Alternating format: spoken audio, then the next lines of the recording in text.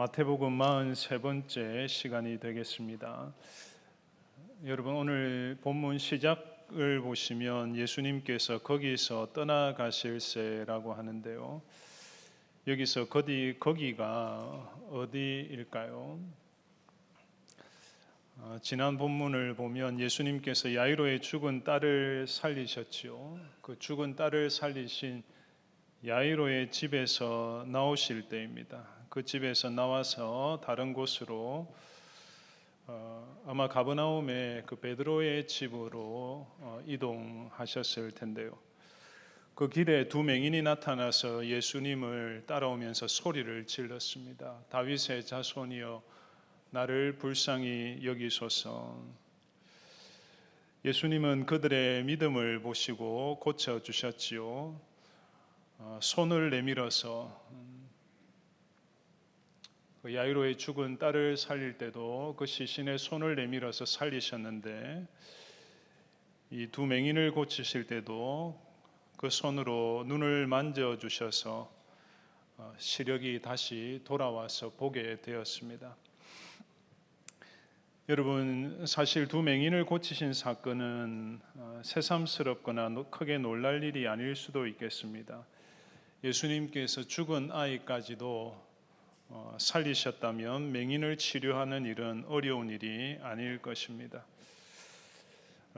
이 시간 이 맹인을 고치신 사건을 통해서 말씀의 은혜를 세 가지 대지로 살펴보겠습니다. 먼저 다윗의 자손으로 오신 예수님을 통해 하나님 나라가 실현된다는 사실을 살펴보겠습니다. 그리고 그 다음 예수님께서 영적으로 닫힌 눈을 여신다는 점을 살펴보겠습니다. 마지막 세 번째로 믿는 자에게 은혜를 베푸신다. 믿는 자에게 은혜가 임한다는 사실을 다루겠습니다. 자, 첫 번째입니다. 다윗의 자손으로 오신 예수님을 통해 하나님 나라가 실현됩니다.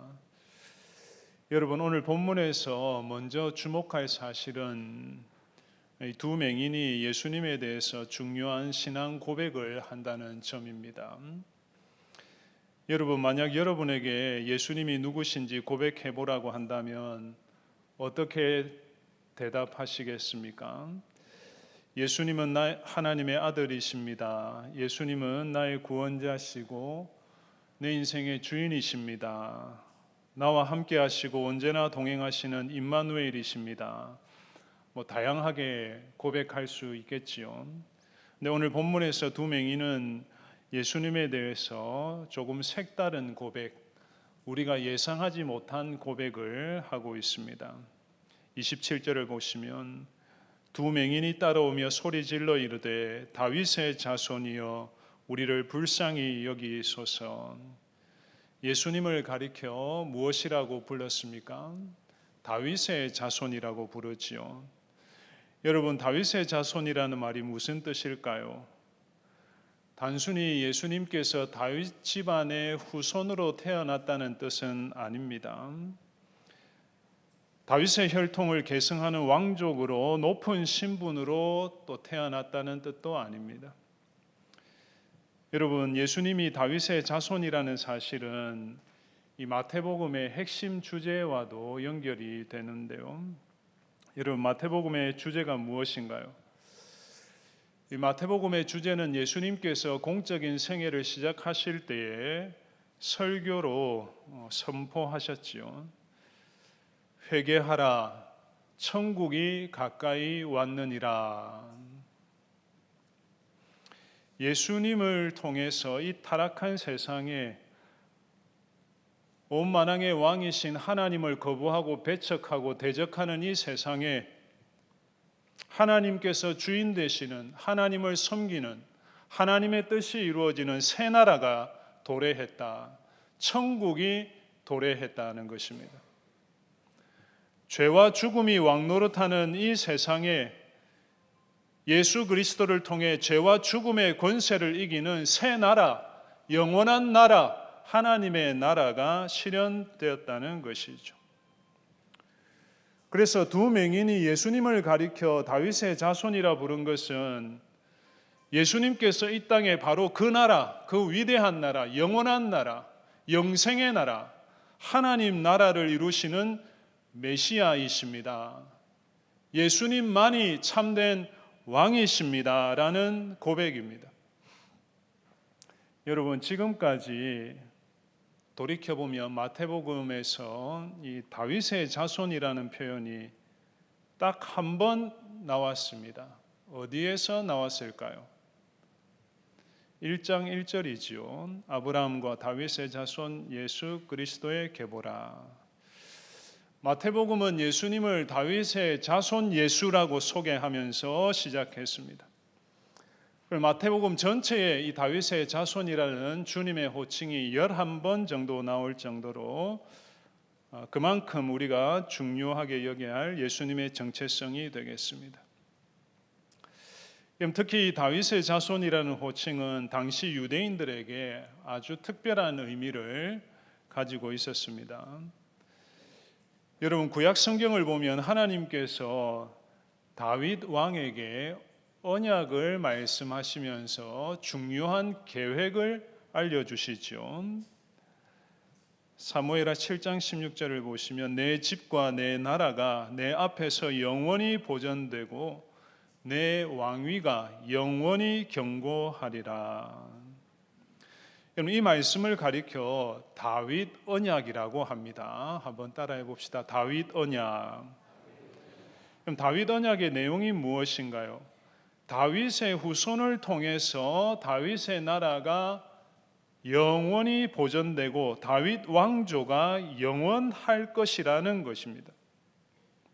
근데 여러분 한번 생각해 보십시오. 다윗의 나라가 역사적으로 어떻게 되었습니까? 다윗과 솔로몬 이후에 남유다 왕국은 어떻게 되었습니까? 영원히 지속되었습니까?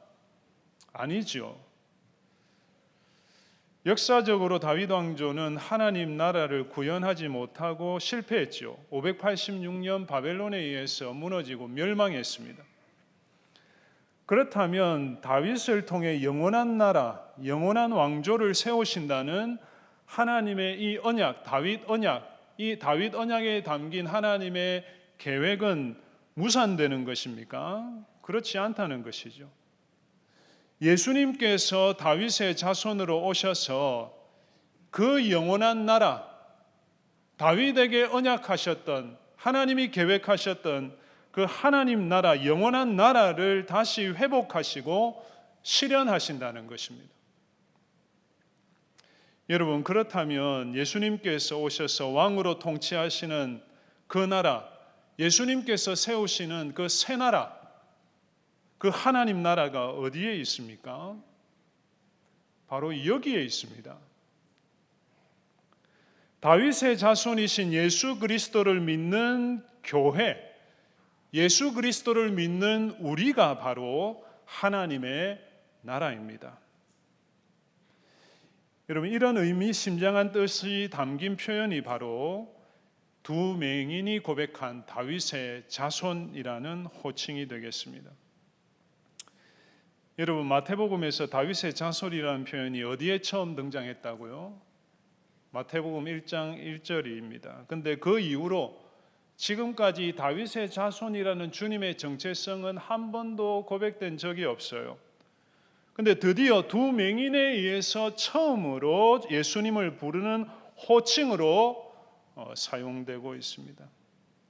8장과 9장에서 예수님께서 많은 기적들을 행하신 다음 오늘 본문은 직전에 그 하이라이트, 그 절정으로서 죽은 딸을 살리신 다음 죽음의 권세까지 정복하시고 다스리시는 예수 그리스도를 보여주신 다음에 두 맹인의 입을 통해서 이분이야말로 다윗의 자손이라는 고백이 터져나오고 있습니다.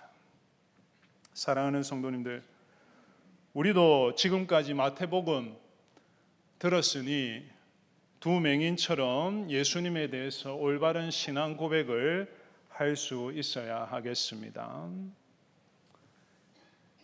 예수님을 다윗의 자손으로 참된 메시아로 하나님의 나라, 영원한 나라의 왕으로 고백하고 믿으시기를 바랍니다. 다윗의 자손이신 예수님을 믿으며 영원한 나라 천국 백성이 다 되시기를 바랍니다. 여러분, 다윗의 자손이신 예수님은 지금도 자신의 권세로 죄와 사망을 다스리시고 정복하시고 승리하신 그 권세로 교회를 통해서 하나님 나라를 이 땅에 펼쳐가시죠. 천국 운동, 하나님 나라 운동을 펼치고 계십니다. 그 천국 운동이 세 가지 양상으로 전개되었지요. 마태복음 4장에 23절 나와 있는 것처럼 말씀을 가르치시는 말씀 운동이었고, 천국 복음을 전파하시는 전도 운동이었고, 병든 것과 약한 것들을 고치시는 치유 운동이었습니다. 그래서 오늘도 우리 교회를 통해서 예수님께서 행하신 이 천국 운동이 더욱 왕성하게 일어나고 이 하나님의 나라가 더욱 확장되는 역사가 있기를 간절히 소망합니다. 자, 두 번째, 예수님께서 영적으로 닫힌 눈을 여십니다. 여러분, 오늘 본문에 다윗의 자손이라는 고백과 관련해서 아주 흥미롭고 역설적인 사실이 있지요. 여러분, 예수님이 누구신지 바로 알고 고백한 사람이 누구인가요? 두 맹인입니다. 눈을 뜨고 본 사람들이 아니라 보지 못하는 사람들이 예수님을 보고 믿음의 눈이 열려서 예수님을 알아보고 다윗의 자손이라고 마태복음에서 처음 불렀습니다. 그래서 이 두 맹인은 마태복음에서 예수님을 다윗의 자손으로 고백한, 그토록 고백하기를 원했던 다윗의 자손을 고백한 첫 사람들입니다. 이 두 사람은 예수님을 보지 못했는데 어떻게 예수님을 바로 알고 고백할 수 있었는가? 예수님에 대한 소문을 들었겠죠.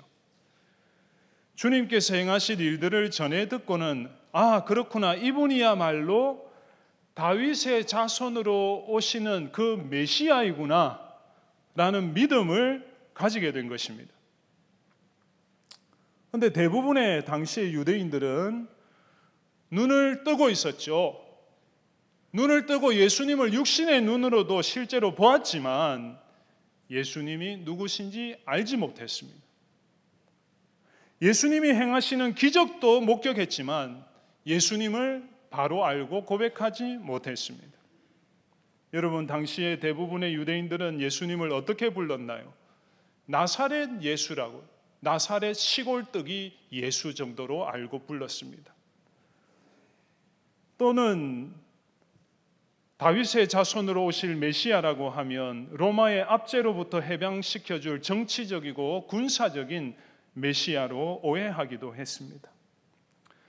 또는 예수님이 행하시는 놀라운 기적을 보고 선지자 중에, 위대한 선지자 중에 한 분이 아닌가 정도로 알았습니다.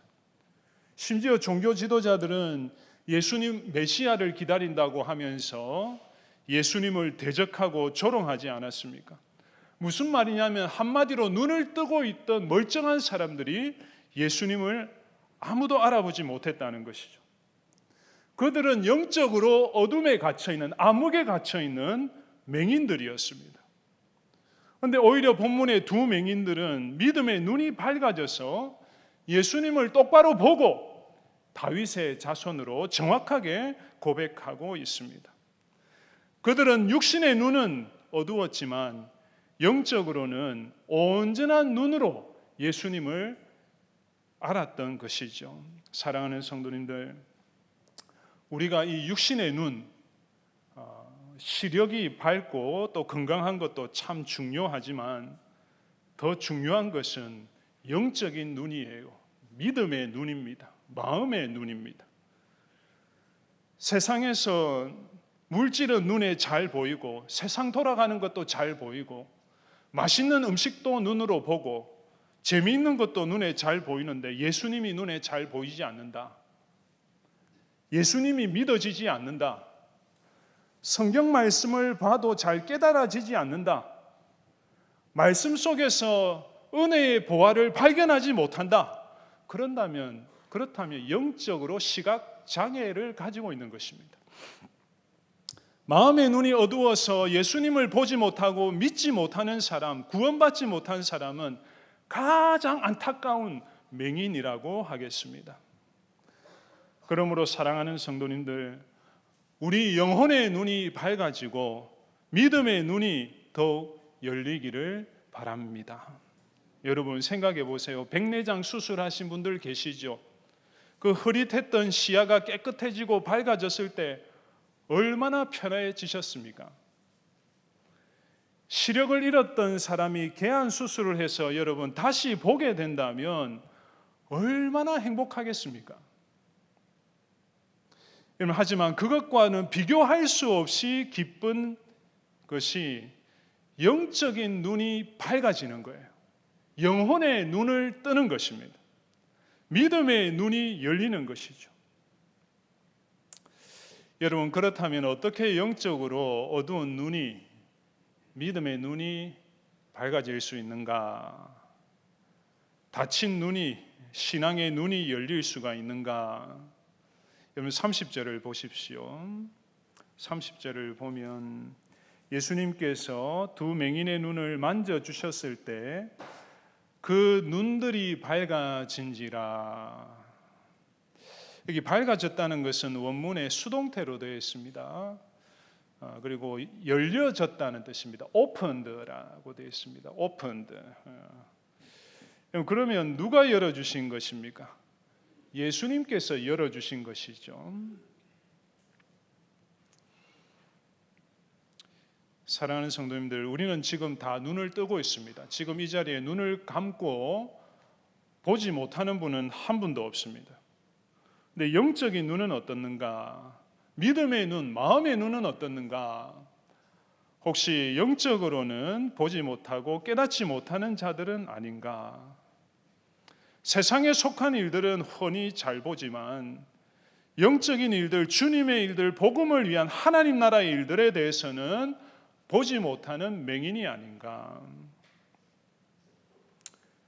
맹인의 눈을 열어주신 주님께서 다시 한번 우리의 눈도 열어주시고 밝혀주시기를 바랍니다. 우리의 어두운 눈을 밝혀주셔서 주님을 먼저 밝히 보고 주님의 은혜를 더욱 밝히 보는 자들이 되기를 소원합니다. 특히 우리 가운데 예수님을 아직 믿지 못한 분들이 있다면 믿음의 눈이 열려서 주님을 밝히 보고 믿는 자가 되시기를 바랍니다. 시편 119편 18절에 내 눈을 열어서 주의 법에 놀라운 것을 보게 하소서. 내 눈을 열어주십시오. 기도이죠. 에베소 1장 18절에도 바울 사도가 에베소 성도들을 위해 기도합니다. 너희 마음의 눈을 밝혀주셔서 그의 부르심의 소망이 무엇이고 성도 안에서 그 기업의 영광의 풍성함이 무엇인지 깨닫게 하소서.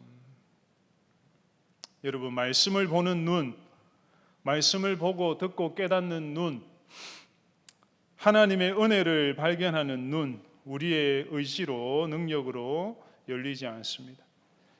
열어주셔야 하는 것입니다. 보여주셔야 하는 것이.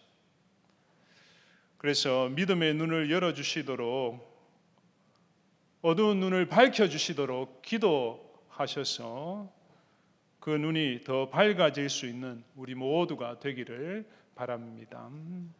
자, 세 번째, 믿는 자에게 은혜를 베푸십니다. 믿는 자에게 은혜를 베푸십니다. 앞에서 예수님은 다윗의 자손으로 참된 메시아 왕이라는 사실을 말씀드렸는데요. 그렇다면 영원한 왕이신 하나님 나라를 자신의 권세와 능력으로 이루어 가시는 말씀 운동, 치유 운동, 전도 운동을 통해 이루어 가시는 예수님은 어떤 사람에게 은혜를 베풀어 주실까요? 주님으로부터, 메시아이신 주님으로부터 은혜를 입을 수 있는 조건은 무엇일까요? 여러분, 세상에서는 특혜나 기회를 누리기 위해서는 남다른 조건이나 어떤 자격을 갖추어야 하지 않습니까?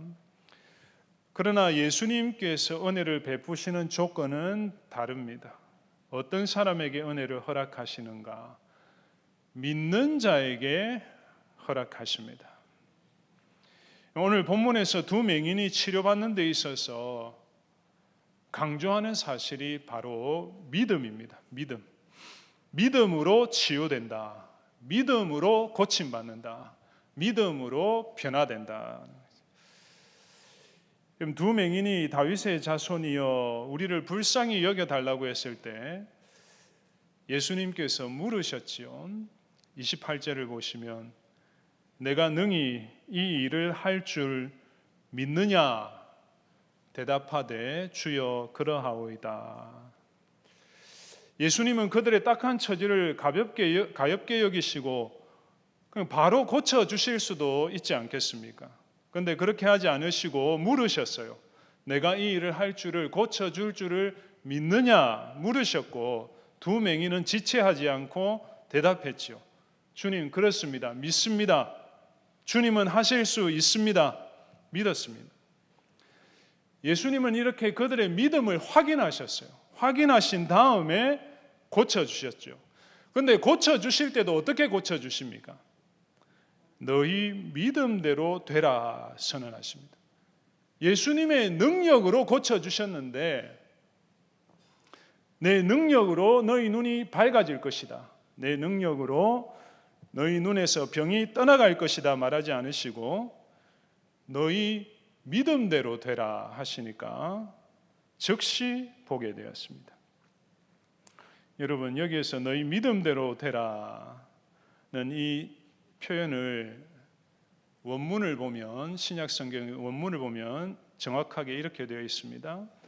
너희의 믿음대로 너희에게 이루어져라 이렇게 되어 있습니다. 너희 믿음대로 너에게 이루어져라. 무슨 말인가요? 그들이 눈을 뜬 것이 물론 예수님의 능력으로 되었지만 주님의 어루만져 주시는 그 긍휼로 되었지만 그 긍휼로만 된 것이 아니라 그 주님의 긍휼과 능력을 믿는 자에게 이루어졌다는 것이죠. 그들의 믿음을 따라서 일어난 일임을 주님께서 마지막까지 확증해 주셨습니다. 여러분 그렇다면 한번 생각해 보세요. 만약에 이 두 맹인이 믿지 않았다면 의심하거나 반신반의했다면 어떻게 되었을까요? 그들은 보지 못하고 맹인으로 살았을 것입니다. 그것 역시 그들의 믿음대로 되었을 것입니다. 그러므로 사랑하는 성도님들, 믿음대로 됩니다. 너의 믿음대로 너에게 이루어져라. 나의 믿음대로 나에게 이루어질 것입니다. 우리 교회의 믿음대로 우리 교회에 이루어질 것입니다. 우리 가정의 믿음대로 우리 가정에 이루어질 것입니다. 주님은 우리의 믿음을 보시고 우리의 믿음대로 역사하십니다. 믿음의 분량대로 응답하십니다. 여러분 하나님을 어떤 분으로 알고 믿으시나요? 나의 작은 소소한 필요를 채워주시는 분으로 안다면 그 정도의 은혜를 체험할 수밖에 없을 것입니다. 하나님을 아주 크시고 위대하신 분으로 능치 못한 일이 없으신 분으로 온전히 신뢰한다면 그만큼 큰 은혜를 체험할 것입니다. 조금 믿는 사람은 조금 응답받을 것이고 온전히 믿는 사람은 온전히 응답받을 것입니다. 사랑하는 여러분 그렇습니다. 하나님의 역사는 환경대로 되는 것이 아니에요. 조건대로 되는 것도 아니고 실력대로 되는 것이 아니라 믿음대로 되는 것입니다. 여러분 그렇다면 우리는 자문해 봅시다. 우리는 하나님을 온전히 전적으로 신뢰하고 있는가? 오늘 주님께서 하신 말씀을 다시 한번 들읍시다. 너의 믿음대로 너에게 이루어져라. 믿음이 부족하고 연약한 우리를 격려하시는 말씀이죠. 용기를 주시면서 믿음을 강화시켜 주십니다.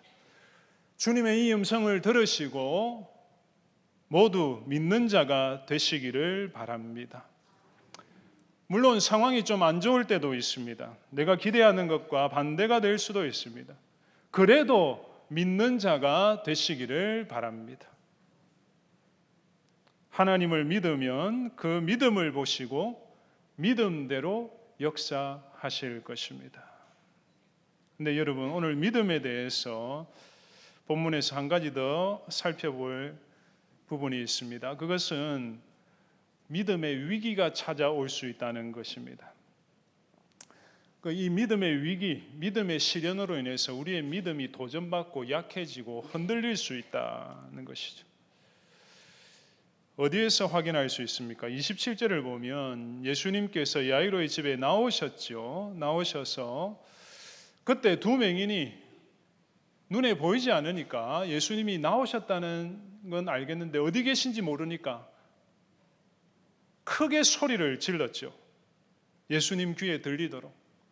얼마나 간절했겠습니까? 다윗의 자손이여 우리를 불쌍히 여기소서. 믿음으로 부르짖었습니다. 그런데 이때 예수님께서 어떻게 하셨습니까? 28절에 보면 예수님이 집에 들어가셨어요. 그럼 지금까지 예수님께서 치유하신 사건들을 보면 예수님 나를 불쌍히 여겨 주십시오 하면 그 자리에서 즉시 고쳐주셨습니다. 그런데 두 맹인은 큰 소리를 지르면서까지 예수님에게 필사적으로 매달렸는데 길에서는 모른 척 하셨어요. 그냥 집으로 들어가셨습니다. 아마 베드로의 집이었을 걸로 추측이 되는데. 그럼 이때 두 맹인의 입장에서는 어땠을까요? 예수님은 참 무정하신 분인가? 이렇게 절박하게 내가 소리를 지르고 부르짖고 있는데 예수님은 거들떠 보지도 않으시는가? 낙심할 수 있지 않겠습니까? 이때가 바로 믿음의 위기가 될 수 있다는 거예요. 네, 하지만 두 맹인은 어떻게 했습니까?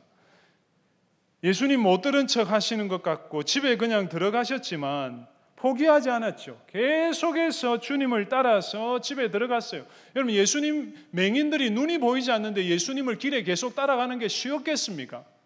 그 집에 누군가의 집에 들어가는 것이 맹인들이 쉬웠겠습니까? 결코 쉬운 일이 아니죠. 하지만 예수님을 믿는 이 믿음의 끈을 끝까지 놓치지 않고 따라왔을 때 너희 믿음대로 너에게 이루어져라. 믿음대로 치료해 주셨습니다. 믿음이 흔들릴 수 있는 위기의 순간이 있었지만 포기하지 않았습니다. 사랑하는 성도님들, 그렇습니다. 믿음의 위기가 오고 시련이 찾아올 수 있습니다. 하나님을 계속해서 믿고 기도하지만 실제로는 믿음이 흔들릴 수 있습니다. 기도하면서도 부정적인 말을 듣거나 상황이 악화되면 의심하고 불안해서 믿음이 약해질 수도 있습니다. 그럴 때 우리는 생각하지요. 하나님 응답해 주실 거라면 빨리 해 주시면 좋을 텐데, 이제는 좀 해결해 주시면 좋을 텐데 왜 나는 아직도 애타는 심정으로 기다려야 하는가? 도대체 언제까지 기다려야 하는가? 근데 여러분, 이 기다림의 시간은 결코 무의미하거나 헛된 시간이 아니에요. 그 믿음의 위기를 통해서 하나님은 우리의 믿음을 연단하시고 훈련하시죠. 우리를 더 믿음의 사람으로, 인내의 사람으로, 기도의 사람으로 빚어가십니다. 여러분, 우리가 기도한 대로 하나님이 응답하지 않는다고 해서 우리의 기도를 듣지 않으시는 것이 아니지요. 하나님은 우리의 기도를 다 들으시고 우리의 작은 신음 같은 기도까지도 다 귀 기울여 들으시고 아십니다. 그래서 우리가 믿음의 위기 가운데 포기하지 않고 전적으로 하나님을 신뢰하고 붙들면 합당한 때에 반드시 응답하실 것입니다. 그러므로 사랑하는 성도님들,